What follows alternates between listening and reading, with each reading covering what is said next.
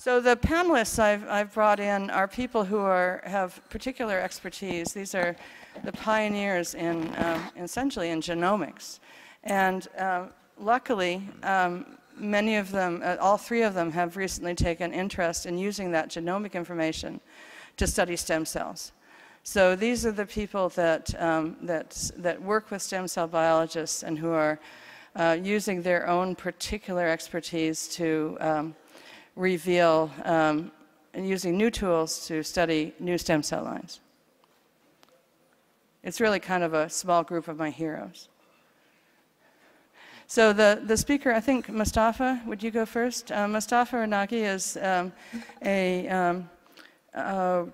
Senior Vice President and the Chief Technology Officer of Illumina. He's responsible for the development of many of the tools that I use and that many other people use. The next speaker will be Bing Ren. He's a principal in the very large epigenome analysis projects, the Encode project and the epigenome roadmap project sponsored by the NIH. And then Nick Schork is an expert. He's at the Scripps Research Translational Medicine, which is a partnership between Scripps Research and Scripps Health. And he's responsible for the genomic analysis of a very large cohort of people with particular diseases. He does gene sequencing analysis. So all three of them are going to talk about their particular area of expertise and in some cases how that impinges on stem cells. So Mostafa, you want to talk first? I think you have to stand up here. Sorry. We don't really know what we're doing. Where is okay, thank you. Do you have a slide? Thank you, Jeanne. It's a pleasure to be here. So Jeanne asked me to give a brief introduction of the company, Illumina, and the tools that we have been developing in the past few years. So very briefly, Illumina was founded back in '98, and a lot of people actually helped the company grow to the level that we are today. David Barker, who was at Illumina for several years, led the development of several different key technologies in the array business. Illumina acquired a sequencing company, Solexa, and got into the sequencing business. And currently, Illumina is a global company, having operation in seven different countries, and so more than 3,200 employees. So the mission that we have is to improve human health by unlocking the power of genome. And so we are developing tools. We work with our collaborators and customers very closely to show the utility of these tools in the medical space and other applied markets. So we have developed several different technologies. We started with array products and then sequencing products, and now we are moving into applied market as well. And so the acquisition of several companies has helped us to increase our footprint in the technology space, and also it has helped to reach new collaborators and customers to work toward implementing these kind of technologies. So as you see here, genomic has started being used actually in several different applications. In cancer, it's showing a lot of promise in the consumer space, in genetic research, forensics, infectious diseases, biopharma, agriculture research, reproductive health. And as you see here, the blue part shows basically the market that we have tapped. So the majority of the market is untapped still, and this market is growing extremely fast, but there is a huge demand of these kind of technologies in the applied market. As a company, we have been focused on creating a better experience for the customers. Back in 2006, when the genome analyzer was launched, it was improved, and it came actually with 7 different modules. So HiSeq was released in 2010, And as you see here, the number of modules was reduced to 3 different modules. And with introduction of MiSeq, we were able to integrate all those modules into a single device and reduce the footprint. And so these devices are being used on a daily basis. There are currently 2 sequencing devices that are heavily used. One is MiSeq, and the other is HiSeq 2500. And both of them actually now comes as a single module. So you start with your prepared library and you get data out. So once we release these devices, of course, we don't leave them there. So we constantly improve the performance of these devices. Just to give you an example, MiSeq was introduced about 2.5 years ago, and we actually were able to sequence 2 by 150 to 300 bases on each fragment. And the throughput was about 1.5 G when it was released. We introduced a new version of kit that increased the throughput to about 8 G by last year, and this year we increased the throughput to about 15 G. So it's tenfold improvements in the past 2 years. So while we continue to improving this, of course, and reducing the cost in MiSeq, so we are trying to implement the same thing with HiSeq. HiSeq was released as 150 G device back in 2010. The throughput is actually about 1 T, and we have reduced the time as well. So initially, we recommended 12-day run, 11-day run, and now you can do in 6-day run, you can produce 1 T of data. So it's about 8 genomes that you can produce in a single device. So this has come, of course, with reduced cost, and we have also created a fast run version of this, so you can do entire genome starting from genomic library until you would have variant called within 24 hours now. So as you see here on the red line, so we have been reducing the cost drastically by improving the performance of these devices. And on the other hand, you see the blue line that's actually increasing the throughput of these devices. So this has helped us to reduce the cost of genome from $100 million kind of range in the past 10 years to about a couple of $1,000, actually $3,000 as it is now. So and we are committed to reduce the cost, and as you will see in the future releases. And also we felt that as we have reduced the cost of these devices are fairly expensive, so we have to come up with a lower cost device that could be used in every lab.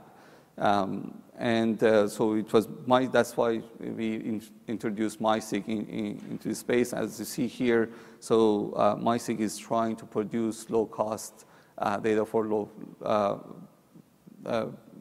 within a day.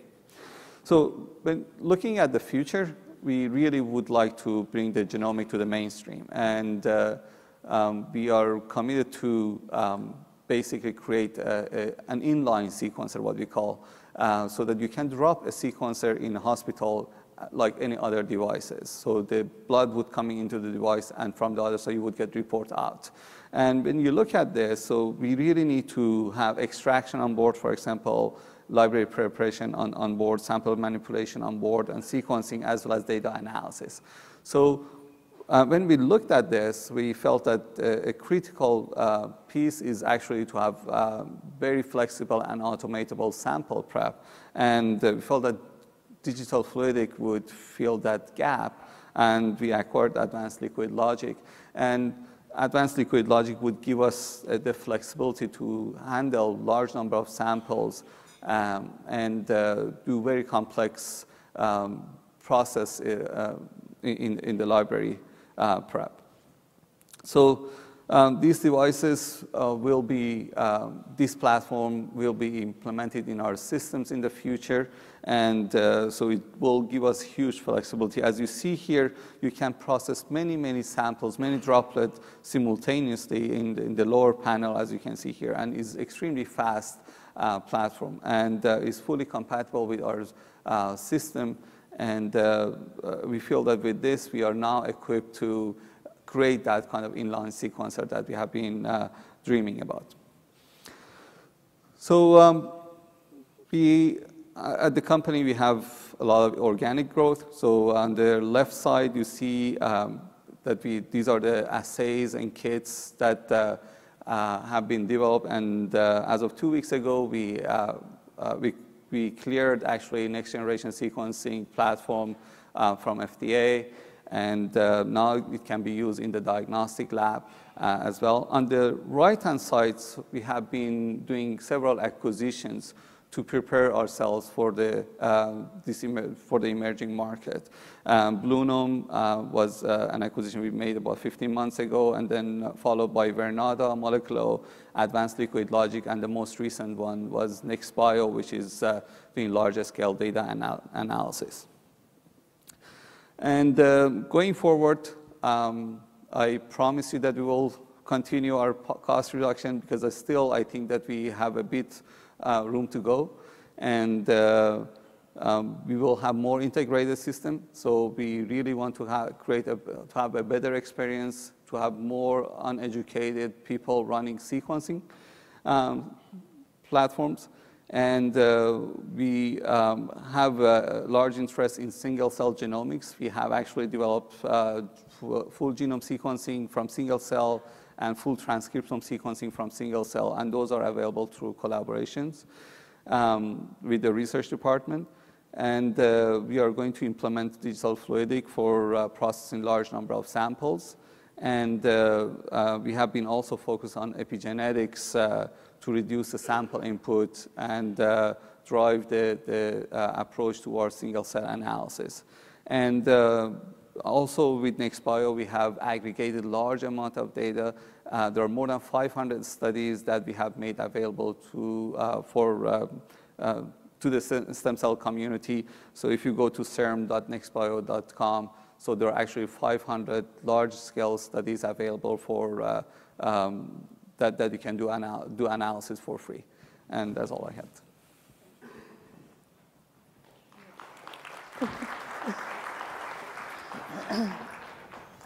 Sorry, we just have to do a little construction work here. Hang on just a second. No, stay here.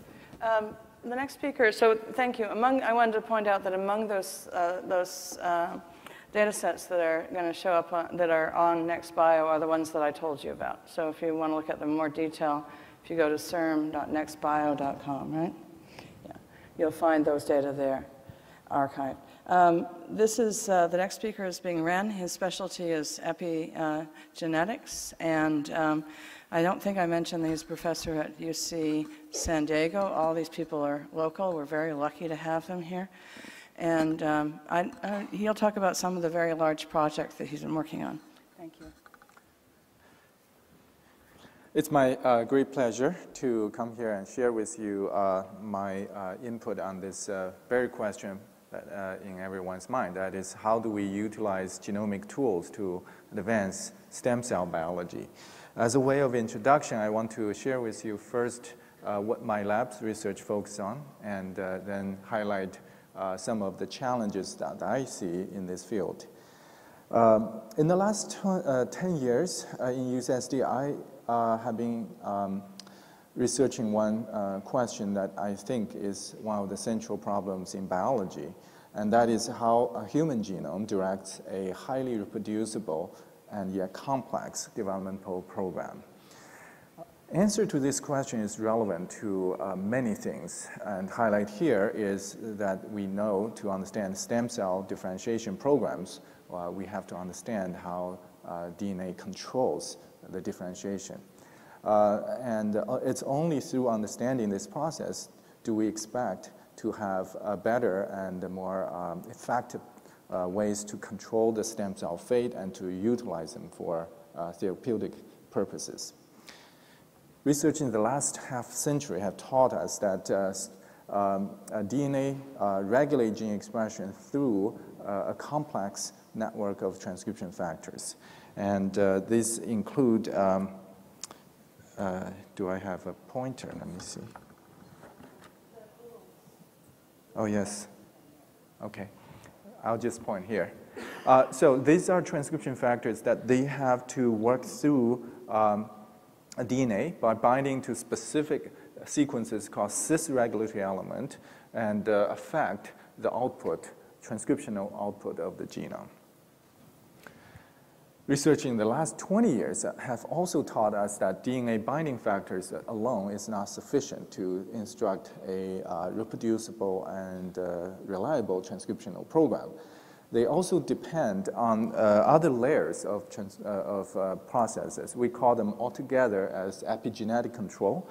And these mainly include two types of processes. The first is the covalent modifications to histones, which are the subunits of nucleosomes that make up the chromatin of the chromosomes.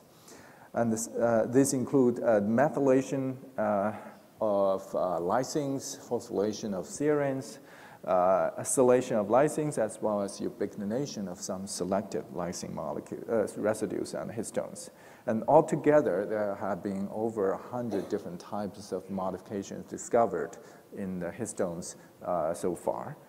And it's a complicated process.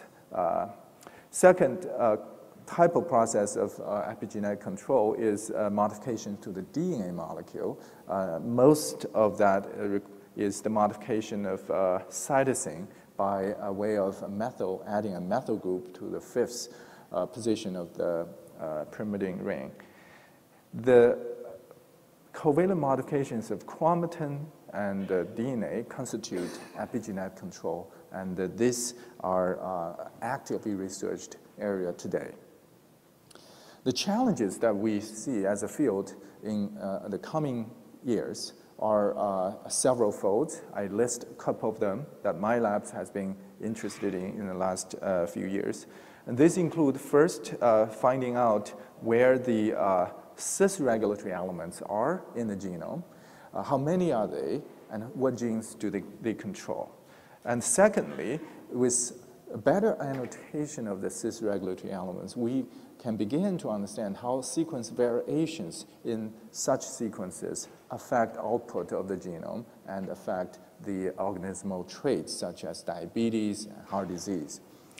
And finally, we also need to understand how environmental factors act and modulate this process by controlling the epigenetic processes. I'd like to share with you some recent progress in the annotation of the human genome, especially in an understanding of the cis-regulatory elements. In the last, since 2003, 2004, several large-scale initiatives have been undertaken in the field. The goal of this initiative is to annotate functional sequences of the genome and using high-throughput technologies, namely genomic approaches. One of the initiatives that are most talked about is the Encode Consortium,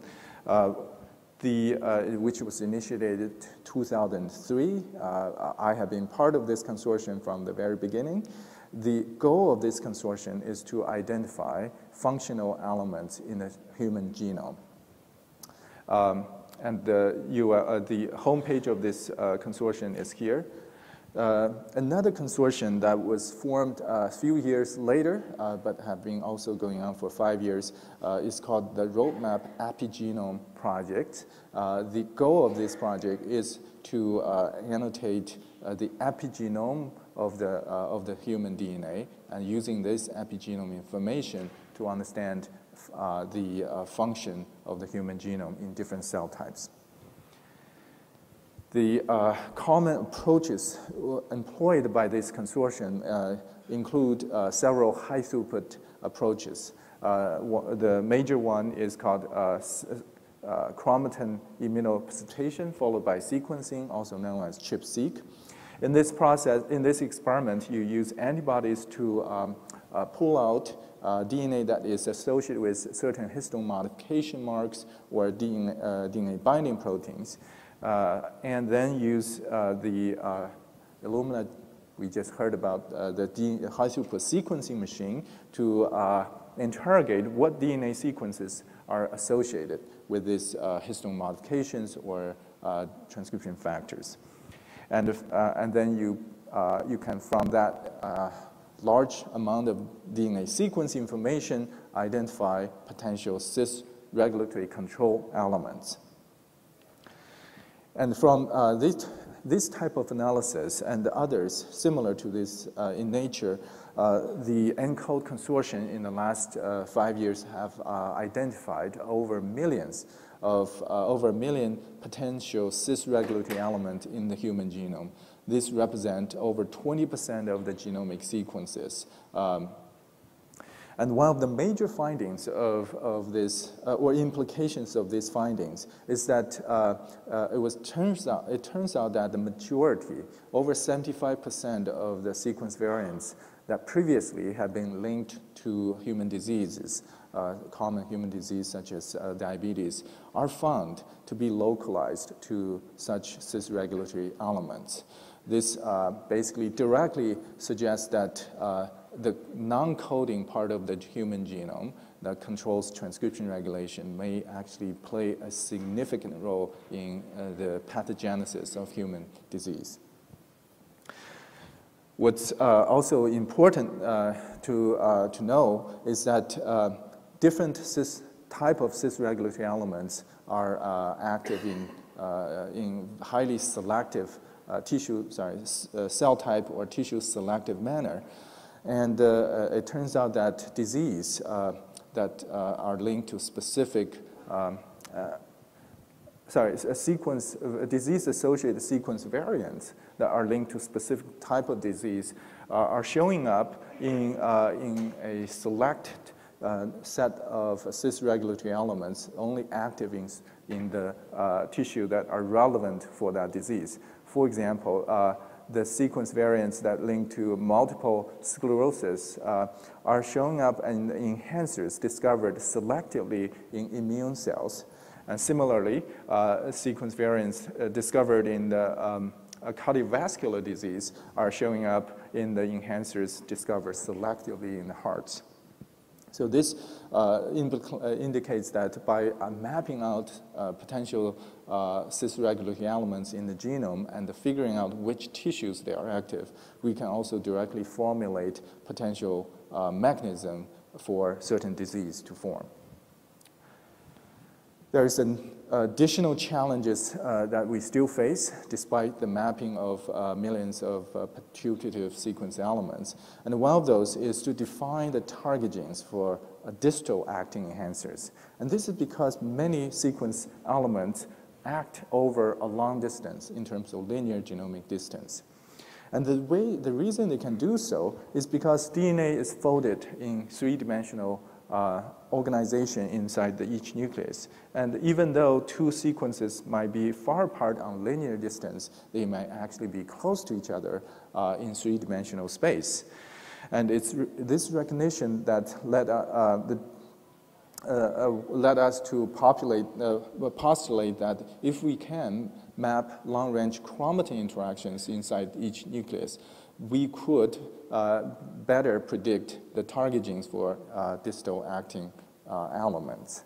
And indeed, a recent technology breakthrough in the field is the so-called Genome-Wide analysis of higher-order chromatin structure using, again, high-throughput sequencing method. In this process, you can perform cross-linking of the cells, followed by a proximity ligation, a process that keep the two interacting DNA sequences in place in three-dimensional space. That is followed by a sequencing of this junction where the two DNA pieces are ligated together. And this can lead to genome-wide analysis of pairwise chromatin interactions for every pairs of DNA in the genome. And it's through this kind of analysis that we can basically determine how DNA are interacting with each other inside the cells. And from that, we can determine millions of chromatin interactions inside each cell. And from that, then we can learn that many enhancers act on their target genes over very long distance, as many as hundreds of kilobase, sometimes millions of base pairs apart. So we have ways now to map the cis-regulatory sequences in the genome. We also have ways to infer how they interact with the target genes. The next step, the challenge that we face, is to understand how epigenetic processes influence this process in the regulatory control process. And we actually have learned quite a bit in this through molecular biology and biochemistry. We know how various histone modifications are affecting gene regulation. For example, one of those is lysine 27 trimethylation. It has been linked to transcriptional silencing in the past. DNA methylation has also been linked to transcriptional silencing. One of the open questions until today was, are they interchangeable silencing mechanisms, or do they affect different set of genes inside the cell? To answer that question, my lab undertook an experiment to examine a multilineage differentiation of ES cells along several embryonic lineages. And for each of the lineage, we then perform ChIP-seq analysis against histone modifications and DNA methylation through whole genome bisulfite sequencing to map DNA methylation at base pair level, and then interrogate whether certain genes are more likely controlled by a specific type of epigenetic processes. We can clearly see that different classes of genes are subject to control by histone modification or by DNA methylation. For example, in this class of genes represented by the brachyury, we can clearly see it's expressed only in specific lineage, mesendoderm, and its promoter is controlled in a coordinate way by lysine 27 trimethylation. This is ChIP-seq graphs. By contrast, OCT4 gene, a pluripotence gene, appear to be controlled mainly by DNA methylation, but not by this histone modification mark. So this kind of analysis leads us to conclude that lysine 27 and DNA methylation contribute to tissue-specific silence genes for different set of genes. So I'd like to just end by highlighting that there are still a growing number of challenges that we face in the field. We have been able to map a lot of putative cis-regulatory elements in the past, but more still needs to be determined in the genome.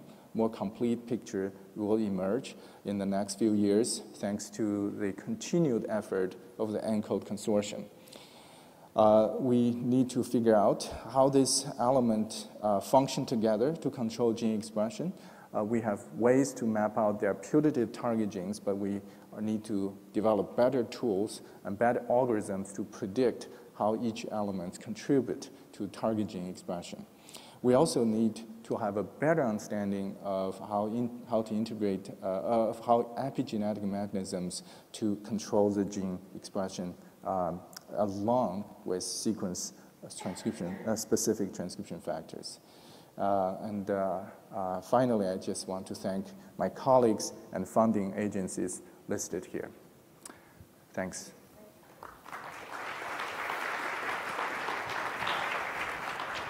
Thanks so much. As you know, we got off to a late start, so we're going to have a talk from my colleague, Nick Schork, who's doing detailed analysis of the changes in DNA sequences that occur during reprogramming. And then we'll have we'll run into the break a few minutes so we can answer your questions. Great. Well, it's a real pleasure to be here. What I'd like to do is basically give you some insight into an unfolding project that my lab has been collaborating on for some time with Jeanne's lab. Here are some of the kind of themes that I want to touch on. I'll first give a background, a little description of why it's important to consider the sources of variation that might be identified during the generation of iPS cells.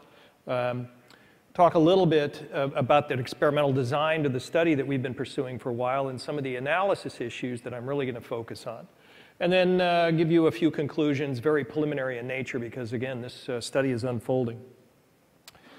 So here's just a cartoon taken from a recent review on sources of variation that might contribute to genetic variations found in iPS cells after they've been derived. And this includes the possible variations in the source cells or the progenitor cells of the iPS cells that will be generated. The reprogramming process, as you know, there's quite a few different ways one can generate iPS cells, and it's unclear if one might induce more mutations than, say, another. There could be intrinsic properties associated with pluripotent cells that might result in a greater number of somatic mutations, let's say, than expected through kind of natural somatic cell replication. The cell culture process could contribute to additional sources of genetic variations. Of course, if you go far enough, the differentiation process might add additional somatic mutations. One that's often overlooked, I think, that could be a major source of genetic variations or lack thereof has to do with how you actually call variants from, say, whole genome sequence data of the type that I'll describe. And an important question is, well, what are the nature of these genetic variants? Are they immunogenic, tumorigenic, et cetera, et cetera? Here are just a snapshot of some publications that you're probably familiar with describing studies looking at somatic mutations that have accrued during the derivation of stem cells. Our own project considered harvesting a simple fibroblast, generating iPS cells in 3 different ways, mRNA reprogramming using a retrovirus, a Sendai virus. The ends just correspond to the number of samples that we generated with these different techniques. We then called variants from whole genome sequencing obtained with Illumina sequencing equipment in 2 different ways. We compared fibroblasts with each iPS sample to sort of identify somatic mutations that were only present in the iPS samples. And then we used another approach called group calling that I'll explain in a little bit of detail. Then we annotated all the variants using bioinformatics techniques, and I'll give you a little bit of insight into how we did that. And then we compared the rates of the genetic variations across the different samples. So in terms of calling variants, there's a couple of different approaches. The standard way is to simply use the reads from a sequencing run in isolation of everything else, and then try to pick out variants that, say, deviate from a reference genome. That's pretty much the standard. That's not ideal for the purposes of uncovering somatic mutations in, say, iPS cells relative to their progenitor cell for a whole host of reasons. So we used one strategy where we actually compared the reads of an iPS cell to the original progenitor fibroblast, and then could essentially read off where there might be an induced or de novo mutation. That is a deviation from the sequence in the original fibroblast DNA sequence. We did this for each one of the samples we had, and then could essentially build up a list of putative somatic mutations in the iPS cells. Another approach is to leverage group calling, where essentially we might have reads associated with any one sample, but then we might not be confident, let's say, that any one particular nucleotide difference actually reflects a true somatic mutation. It could just be a sequencing error. However, if we leverage the reads on the other samples at our disposal, we might be more confident that, say, an A nucleotide or a read with an A nucleotide actually does reflect a true variant in the sample. So group calling has advantages in allowing us to make more reliable calls about specific somatic mutations. So we also leveraged this strategy with all the samples that we had, and then we basically subtracted out all the variants in the fibroblast sample to end up with a list of putative induced or de novo somatic mutations in our sample. Now, these have advantages and disadvantages. The pairing strategy is good at detecting low-frequency variants or unique variants to each sample that might be reflecting an actual de novo somatic mutation. The group calling is sort of biased against finding very low-frequency variants because it leverages the sequence associated with all the samples at our disposal. Now, we needed to annotate all the variants. Again, we had a whole genome sequence, so we leveraged bioinformatics tools. And this is just a cartoon of a gene, and these are all the places in and around a gene where we can reliably, that is with some confidence, state that a nucleotide substitution in those genic elements might disrupt the functioning of those genic elements. So for example, it's possible with bioinformatics or computational techniques to ask a simple question as to whether or not a nucleotide substitution in, let's say, a microRNA binding site actually disrupts microRNA binding. So again, we could functionally annotate with computational techniques all the variants that we identified from the sequencing. And we've developed tools over the years. Our lab is not alone in doing this. Many labs are pursuing this line of research. Here's just kind of an eye chart, a little table describing some of the results here. Here are the samples at our disposal. Right here. Here are the total number of variants that we identified that were not present in the fibroblast samples. So these are putative induced or de novo somatic variants. Using the mutect or pairing strategy that I described, you can see that a larger number of de novo variants appear when we use this pairing strategy relative to, say, using the group calling strategy. Again, because the group calling is sort of biased against finding variants that are only present in one of the samples.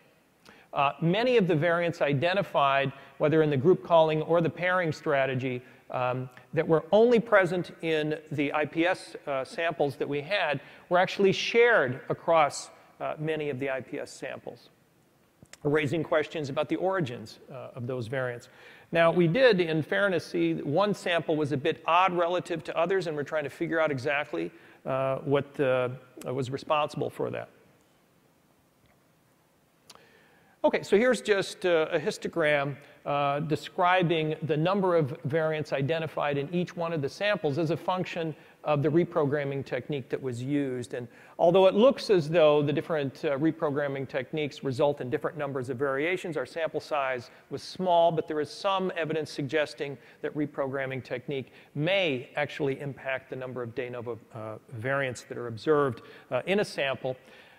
However, if we contrast that with the other way of calling the variants, we see sort of an opposite effect. So the take-home message here, at least a preliminary one, is that many variants detected in the IPS samples were not identified in the fibroblast, reflecting their likely de novo nature. But many of these variants were identified in multiple IPS samples, raising questions as to the nature in which they arose. And the variant calling method has a large impact on both the absolute and relative number of somatic variants or potential somatic variants identified in a sample. Here's a chart that my graduate student made that I think is revealing. It's a little complicated, so I'll walk you through it. This is the allele frequency of variants identified in a single sample. So this is basically the number of reads that harbor the alternate allele divided by the total number of reads. So it kind of gives a frequency estimate of that variant in that sample. And then here's the coverage, the actual number of reads we had. So obviously, the more reads that were available at a particular position, the more likely we're to detect low frequency mutations in a particular sample. Now, these variants are color-coded according to the number of additional samples, and we had a total of 10, again, that actually share that variant. There's many heterozygous variants that are shared across the samples, but you can see there's many low-frequency variants found in this sample that are shared in one or the other samples that we had at our disposal, again, raising questions about the nature of those variants. So many variants common to other samples are relatively low frequency in a single sample. And we could not explain, and I'm not going to show data on this, the sharing of SNVs by the existence of copy number variations. Sort of a technical point, but I won't go into detail about that because of lack of time. But what we did find in terms of, again, the frequency of the variants found in any one sample relative to whether they were identified in additional samples, that the shared variants tend to be at higher frequency in the individual samples, which is what you'd expect. If there was a variant of high frequency in one sample, there's a greater likelihood we're going to see it in another one of the samples. However, many low-frequency variants were also found to be shared in the samples. So again, some preliminary conclusions from these data. IPS cell reprogramming techniques do impact mutation rates, or at least there's some tendency for that to be the case, but not in pronounced ways. Now again, we don't have a huge sample size, so this is highly preliminary in nature. Many of the variants not identified in the progenitor fibroblast were identified in the IPS cell samples. Many of these variants identified only in the iPS cell samples were shared among the iPS cell samples, again, raising questions about their origins. Some variants arising in the iPS cells are likely to be functional, given our annotations and whatnot. So ultimately, many of the variants identified in these iPS samples are likely to be low-frequency variants in the progenitor cells, maybe due to some mosaicism in the progenitor cells, and hence not likely to be detected in the progenitors. But that doesn't mean they're not there in the original fibroblasts. They just might be there in low frequency. Or could be propagated as subclonal populations during, say, later stages of the iPS cell generation, and show up as shared variants across the iPS cell samples. So that's it.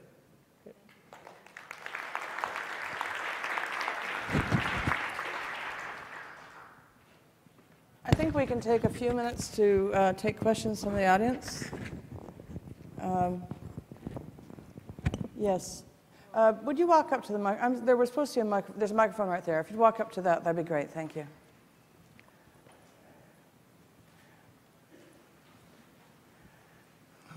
Hi, Frank Williams from the Hawaii Institute of Molecular Education.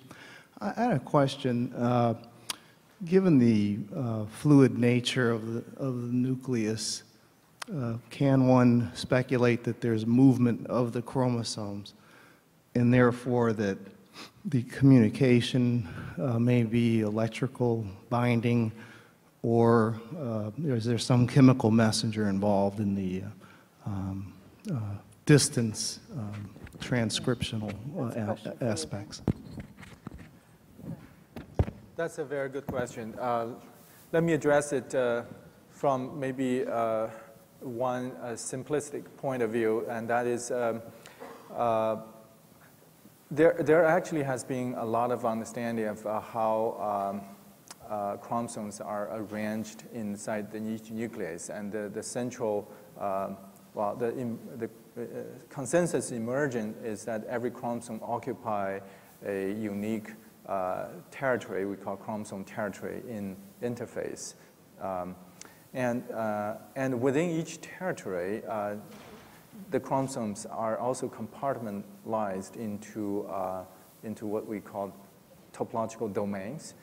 These are meg-base-sized regions that have very high frequency of self-interacting, but they're separated from each other by relatively short boundary sequences. That's the picture that is emerging today. There is still a lot of stochastic movement within each nucleus, but they are relatively confined to those boundaries and territories. I guess that's the framework we're thinking right now. Whether there is what forces is controlling the movement, whether it involves secondary messengers or other chemicals, actually that's an open question. Very little has been known or studied in that regard, and because the three-dimensional structure of the nucleus has just emerged recently as an important force in gene regulation, and I'm happy to report that NIH is planning a common fund project to invest more research funding into this area. Thank you. Yes. I'm Uta Grieshammer from the California Institute for Regenerative Medicine. I also have a question for Bing. Hi. You mentioned that your whole genome SNP analyses and or that your enhancer identifications show that many of the single nucleotide polymorphisms associated with disease fall into enhancers. Does it look like that the polymorphisms disrupt transcription factor binding? This is a very good question. And of course, when a SNP that falls into an enhancer is linked to a disease, then the first hypothesis one come up with is whether it disrupts activity of the enhancer by interfere with binding of transcription factors. This question has yet to be fully studied. the limited publications following the Encode paper, there have been a few examples where binding of transcription factor is interrupted by sequence variant.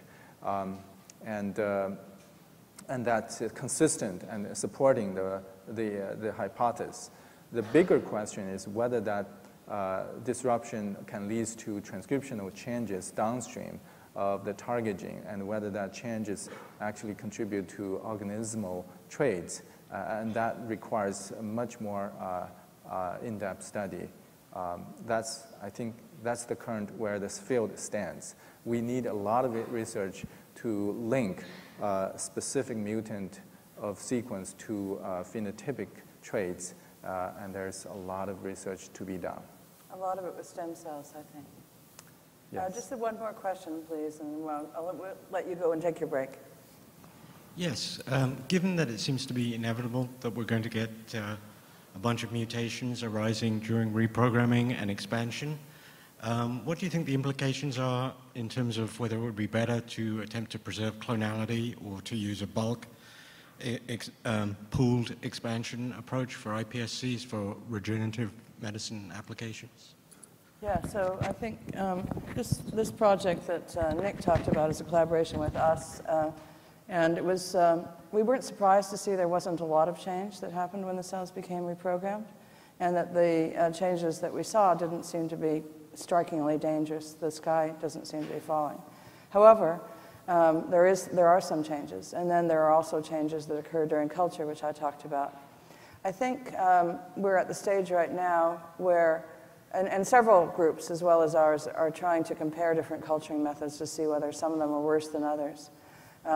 That's really tedious. We found a few things that are I think, useful that we use in our own lab that seems to keep the cells more stable. But no technique that we've developed so far, because it's evolution at that stage.